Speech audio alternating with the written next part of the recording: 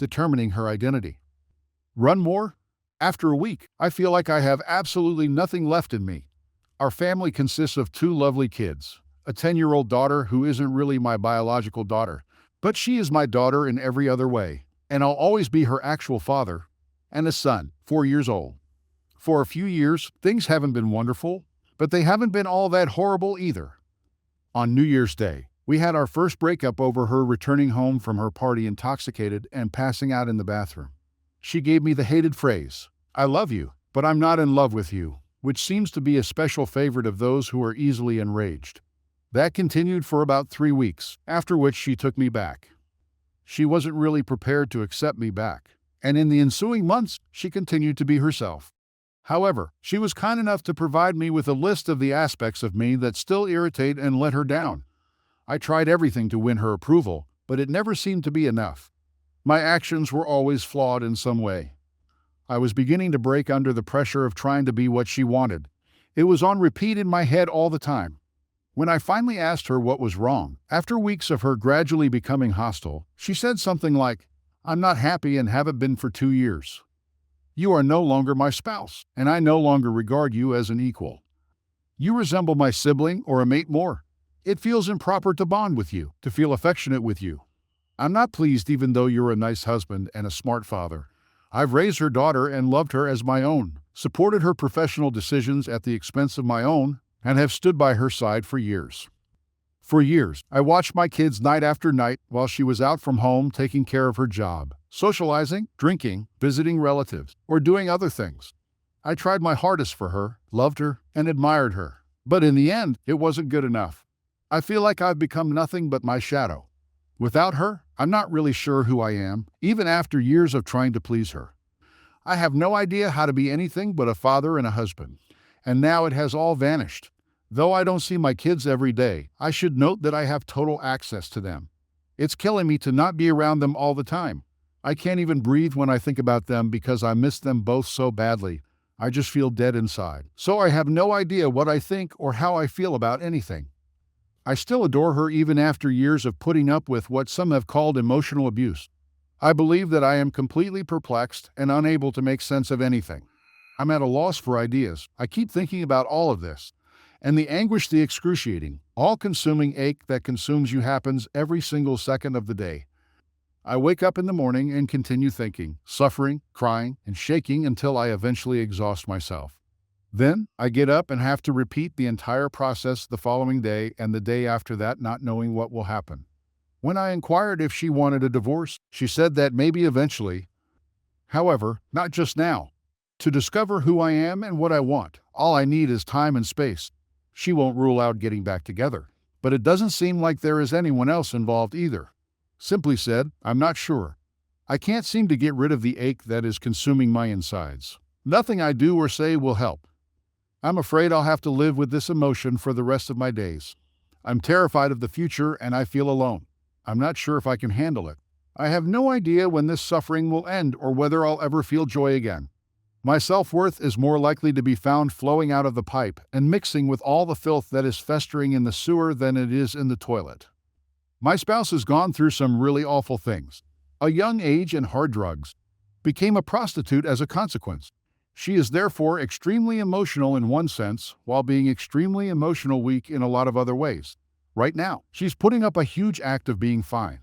In a few weeks, she will host a grand celebration at our home, plan girly get-togethers, and make it a point to tell me she is single before revealing to the world on that vile website called Facebook as crude and insensitive a number as anything I could ever imagine. When we do talk on the phone, she's talkative and agreeable. However, in the 2 times I've seen her in person, she hardly recognizes me. My mother-in-law, who is aware that my wife has been sobbing uncontrollably when I've been away, is determined that we will reconcile. I think she should as well. Over the years, I've put up with all of her emotional garbage. We seem to have gone so far since I first met her, when the 2 of us were living in a modest house, to her current position in a lucrative job, with 2 lovely and exceptionally well-behaved kids. We moved into her dream home with her parents so she could be with them. She is now my only asset, so to speak, my commercial value, as she can no longer utilize me. Remarks? You understand that everything about this situation, including the gaslighting and making you jump through hoops, points to her cheating. It sounds like you've treated her like a doormat and elevated her while she goes out to drink. And even when it seems like his affairs, why are you the one leaving the house while she continues in this manner? Is she not supposed to leave? Op answers, I left because it's a rented house and her parents and I split the bills. I was hardly able to get rid of them all. But primarily, it's for the kids. Along with their mother, they are surrounded by their grandparents. Thus, it offers them greater stability. To be fair, she is a good mother. However, she never stays still, never content with what she has, and continually yearns for more. Every single time. I want to do my best to maintain as much amity as possible for the benefit of the kids. I don't want us to act like some other parents who are going through this, where you hardly say anything and ruin the kids' minds with your never-ending arguments and other resentful actions. That kind of behavior isn't typical of me in any case. I'm making an effort to act as honorably as I can. She has to text me before I text her. When the kids aren't with me, I merely call the house to say goodnight, tell them I love them, and let them know I'm thinking of them. I don't try to talk to my wife right now, and I don't want to talk to her about how I'm feeling. Nonetheless, I get along great with her folks. I've been a good spouse and father, and they both recognize that. I'm quite sure my wife does too, in certain ways. But why she's so off with me in person is beyond me. After all, this is what she truly wants. I haven't sobbed in her presence, made irrational demands, behaved like a tool, or other similar behavior. She seems to be making every effort to despise me. She probably expects me to cry in front of her and ask her to forgive me, and I truly want to, in part. However, I am fully aware that's the worst thing you can do. Whether we'll reconcile. I also suffer from depression. Had it for a long time, but only received a diagnosis this past year. The fissures began to show when my melancholy became too much to handle. She went out every week and worked as a karaoke singer in a local pub on the weekends, not returning until after 2 in the morning. Up to 4 m, occasionally in certain correct states. Naturally, I would be spending time with the kids at home while attempting to figure out why I was feeling the way I was. And since I was just lounging about, all I got from her was criticism. I attempted to get myself together, but at this point, I was too worried about how our relationship was going to turn out to really concentrate on taking care of myself. I made an effort to blend in with her friends and participate in her social life, but all I got was the response, well, they're my friends, not really yours. And was always made to feel as though I didn't belong in this area of her life, and I began to get the impression that she was somehow embarrassed of me. Like no one could figure out what she saw in me, and I wasn't good enough to be her spouse. She simply rejected it as a sign of my weakness whenever I brought it up, believing that she had to somehow appease me. I still want her back even after she has done all in her power to shatter my heart and make me feel completely unworthy.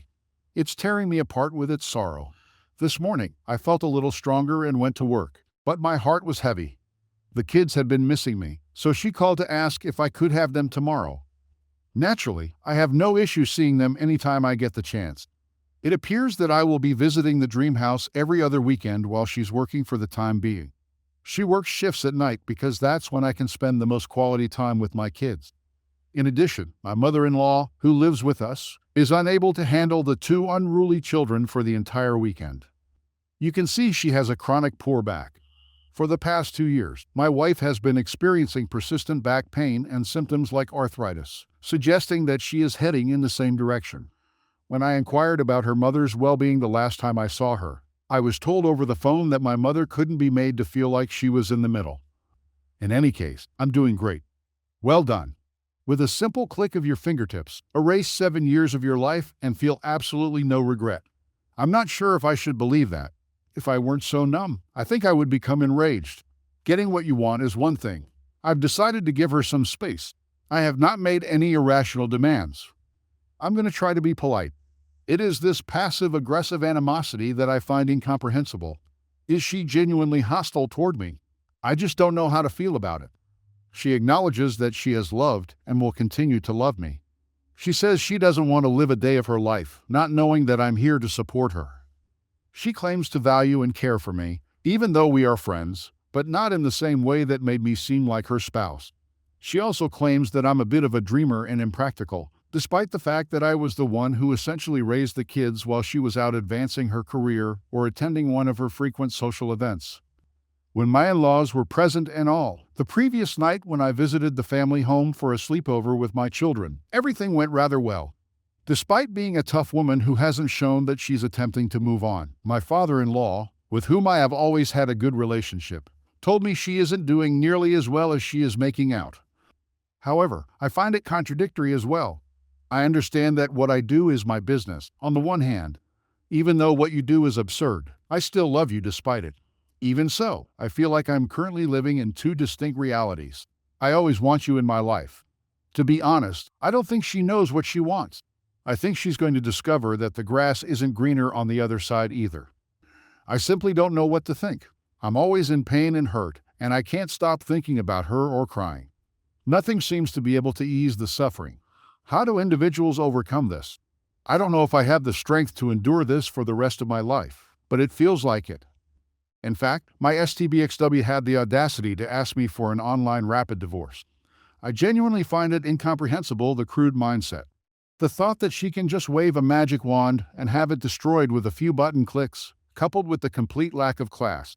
She doesn't think hiring attorneys is necessary. She doesn't, I'm pretty sure of it.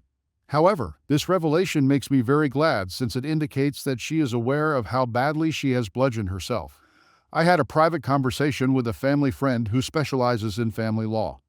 Furthermore, she guarantees that my STBXW will receive the biggest shock of her life in terms of maintenance payments.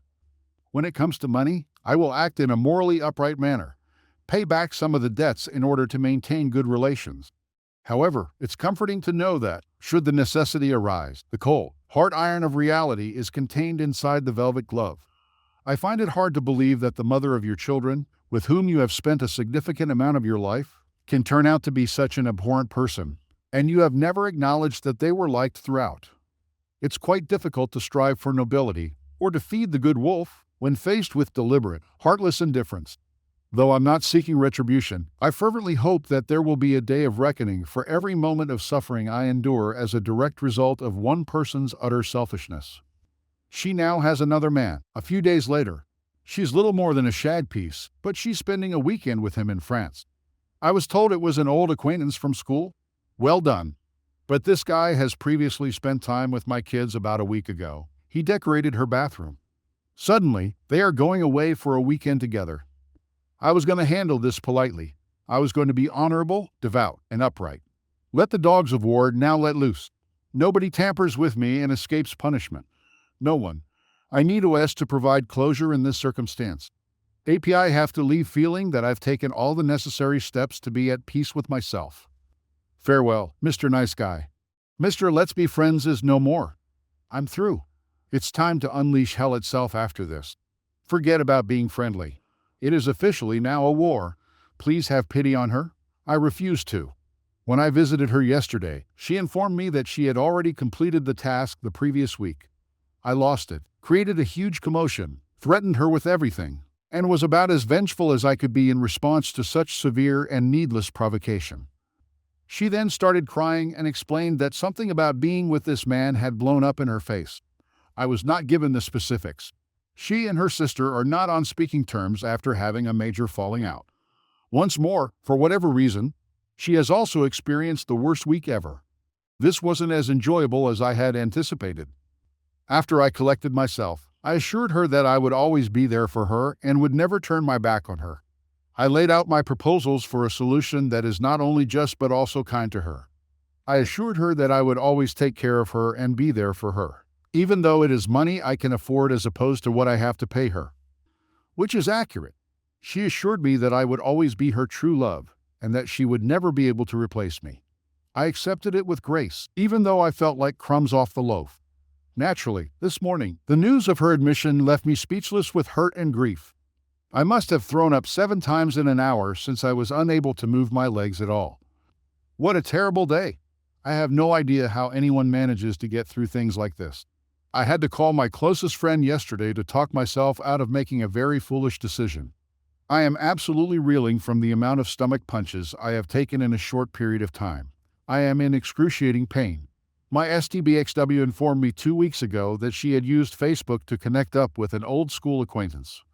Then she told me that he was bringing her to France for a long weekend, but that I shouldn't worry about it because I've already done it, and he's just my friend who makes me feel better. He now frequently helps out around my former home, which is acceptable because we only do small tasks when you have the kids. If not, he curls up on the couch to keep them safe from the chaos. How elegant and compassionate. She texted me at 4 in the morning on Sunday after sending me a series of texts. I may or may not be dating him right now. I'm not sure. My marriage is over, and I must mature. And my own particular preference. You have my undying love. Right now, my head is totally twisted up. After a month, I'd had enough of being scrutinized, misled, deceived, gaslighted, and generally handled like a piece of trash. Similarly, I'm tired of the outbursts of anger, tantrums, and purposefully turning the kids against me. Sufficient. I saw my brief last Thursday, and as a pair, everything that my STBXW and I have is a liability. A direct consequence of her years of careless financial foolishness, half of which I was unaware of until she told me specific details 2 weeks ago. Therefore, my darling STBXW is essentially going to have to pay for her own errors, and ethically and legally, I have nothing to do with her nonsense. And in the coming days, she will get a letter outlining this turn of events. I honestly don't care anymore, but I expect an unholy rut to result from it. Go roll one and smoke it. Everyone who treats me the way she has. Threats, emotional blackmail, and rubbing her lovely new man's happiness in my face. Greetings from the emotionally liar to him. I wish you both the best of luck. Me. I will soon have a significant increase in income, less child support, but at least I won't be spending more than half of my paycheck to keep madam in hotels and fake eyelashes with the With a detached indifference, I await the coming Holocaust. It's more like a cold shutdown kind of wrath, in my opinion. I've put a stop to all communication with her, at least from my end, and have instituted a no-contact policy. That does not immediately relate to my agreements with my children, which are minimal, via any media. She's completely toxic, and even though I sometimes occasionally feel drawn to her, I keep reminding myself of all the times her actions put me in a good mood. Indeed, it becomes simpler to move past your ex and begin piecing together your identity the less you see or talk to them. However, I really think that there is no need for any kind of contact. An update 2 months later, along with some words of encouragement for people who find themselves in the same situation as me 6 months ago. Yes, things worsened before they got better. My ex was being incredibly low and rude. The depths she was willing to go even astonished me. There's no need to discuss it all now. Let's just say I reached my lowest point. I really believed that I was going insane. I was able to get over that phase somehow, day and occasionally every 10 to 15 minutes. The anguish, suffering, shame, and showcasing of the new guy in front of me. Horrible calls at all hours of the day and night, telling me how worthless I was and asking money. I simply had enough at this time. I gave my lawyers the order to get to work. I reasoned that finding out exactly where I was financially would be a good place to start, and strictly adhere to not giving her a dime more than what was rightfully hers. She naturally lost it and tried everything, including emotionally blackmailing me and threatening me. I refused to back down and instructed her to stop calling.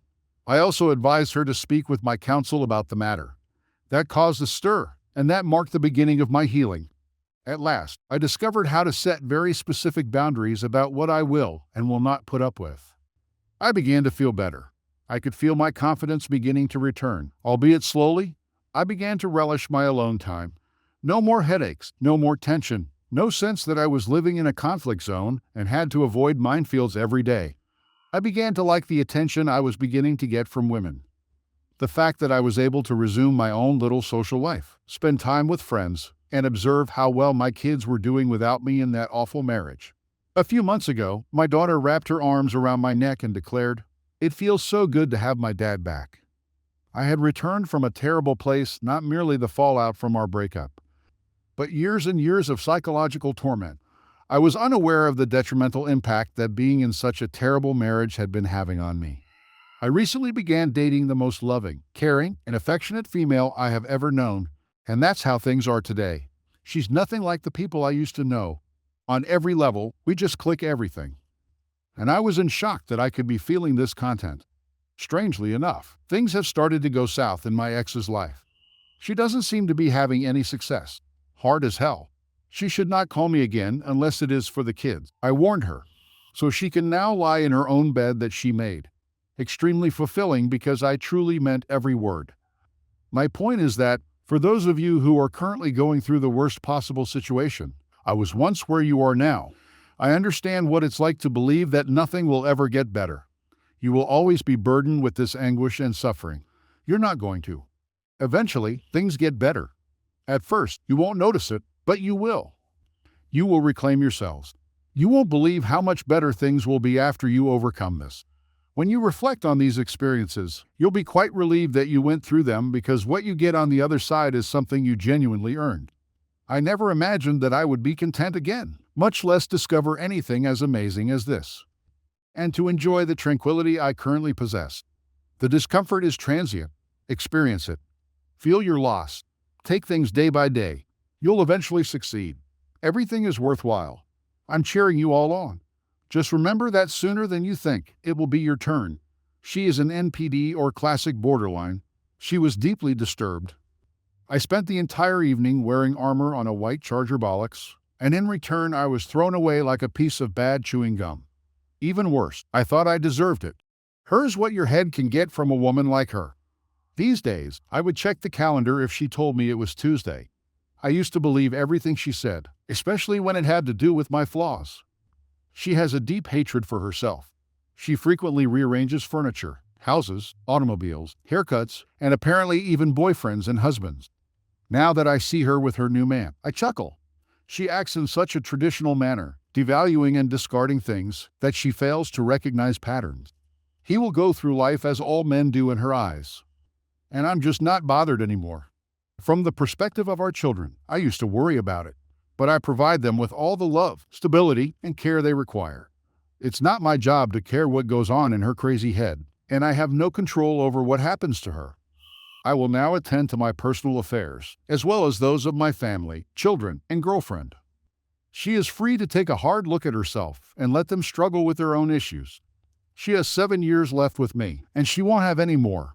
Move on with your life. Everything is waiting for you. Don't let one crazy person to define or depress you. After my wife broke the news to me 2 years prior, we parted ways a year later. She moved on to someone else in a matter of days, and her interactions with me were characterized by extreme inconsideration and spite.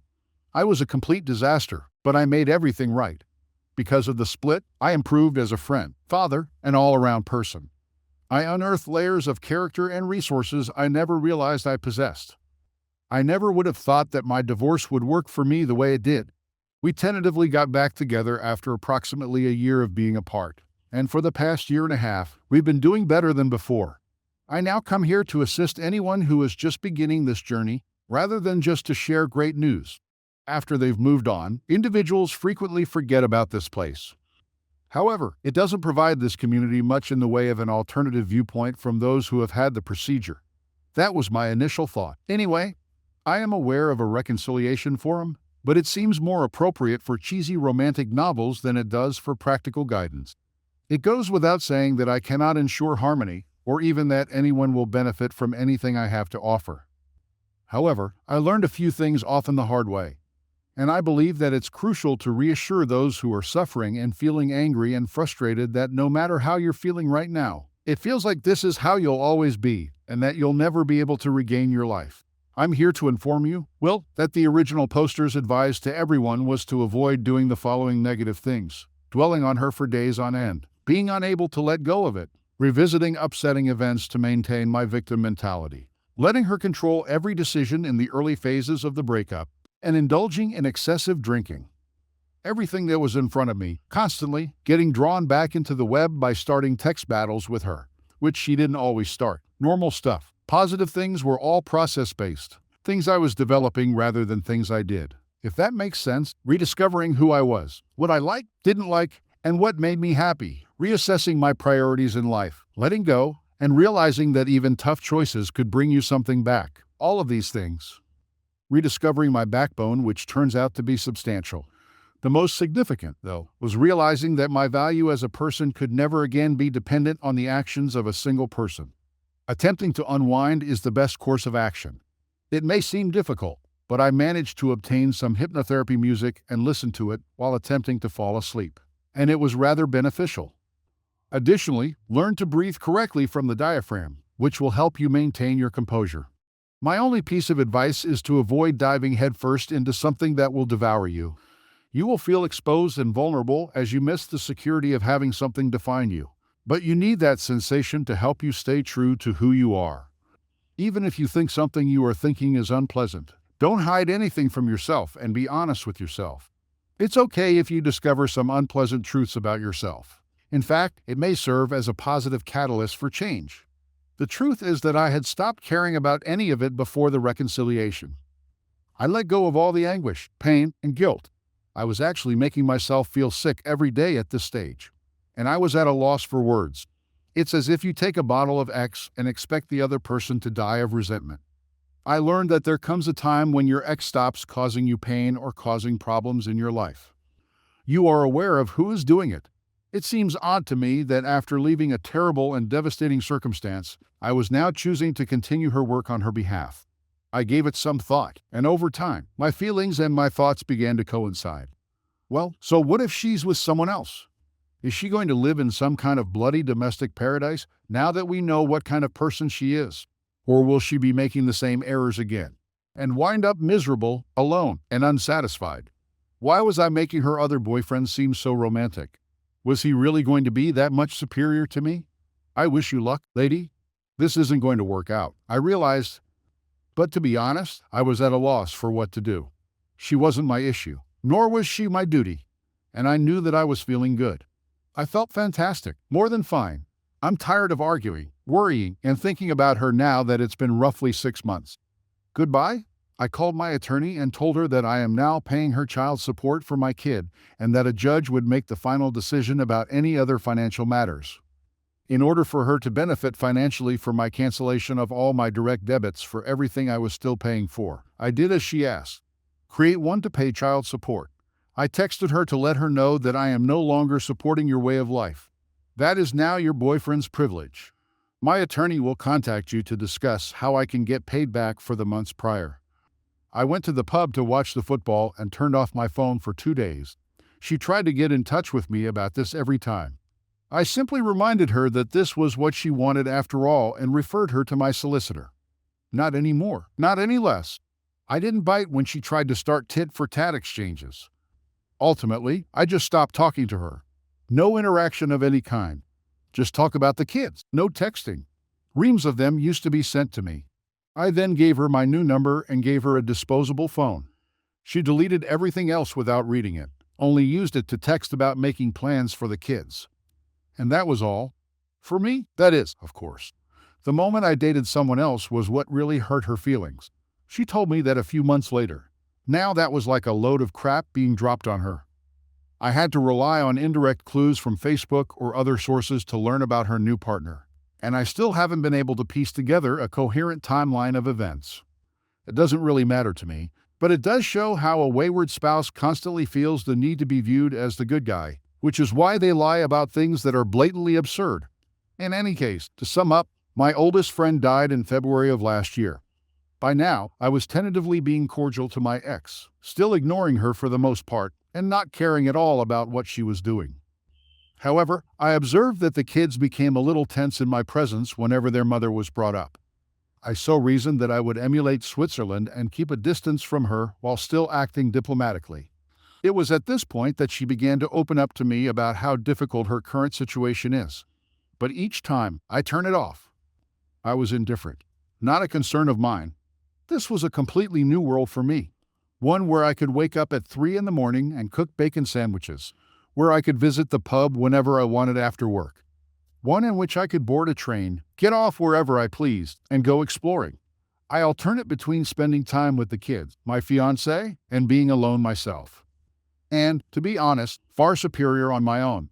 I could feel the girlfriend getting on my nerves, clinging and in need of comfort. Very glad to attempt to get my approval. Everything I had been doing to my former partner when we were in a toxic relationship. Isn't that ironic? And a profoundly eye-opening experience.